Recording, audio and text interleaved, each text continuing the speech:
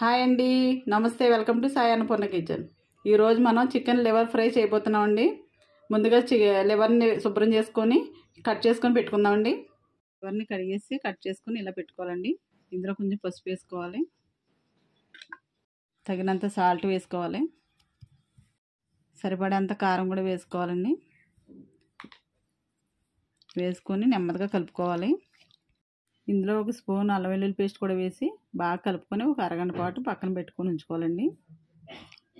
ఒక mixie jar తీసుకొని ఒక స్పూన్ జీలకర్ర, ఒక 3 లవంగాలు, ఒక 5-6 మిరియాలు, 4 ఎండుమిరపకాయలు ఇవి వేసుకొని మిక్సీ పట్టుకుందామండి పౌడర్ కింద. ఇలా మెత్తగా పౌడర్ చేసుకొని పక్కన పెట్టుకోవాలండి. స్టవ్ వెలిగించుకొని మూగుడు పెట్టుకొని ఆయిల్ వేసుకుందామండి. ఆయిల్ వేడైన తర్వాత మ్యాగ్నేట్ చేసుకున్న లివర్ని వేసేద్దామండి. ఇలా వేగిన తర్వాత ఇందులో కొంచెం కరివేపాకు వేసుకుందామండి. వేసుకొని బాగా వేయించుకోవాలి.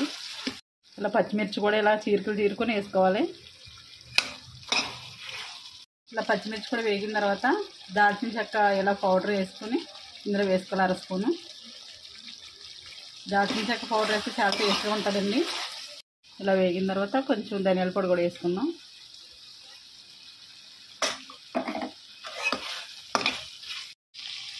ఇలా వేగిన తర్వాత ఆల్రెడీ మనం మిక్సీ పట్టుకున్నాం కదండి, ఎండుమిరపకాయలు, మిరియాలు ఇవన్నీ ఆ పౌడర్ వేసుకుందాం. వేసుకొని బాగా కలుపుకొని ఒక 15 నిమిషాలు వేయించాలి.